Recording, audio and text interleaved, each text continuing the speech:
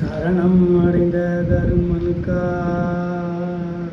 பண்டு நூற்றுவரை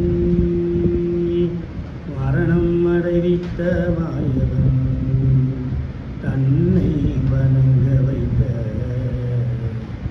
கரணம் இவை உமக்கு அன்று என்று ராமானுஜன் உயிர்கட்கு அரண் அங்கு அமைத்திடனே அரண் மற்றொரு ஆர்க்கே அரண் அங்கு அமைத்திடனே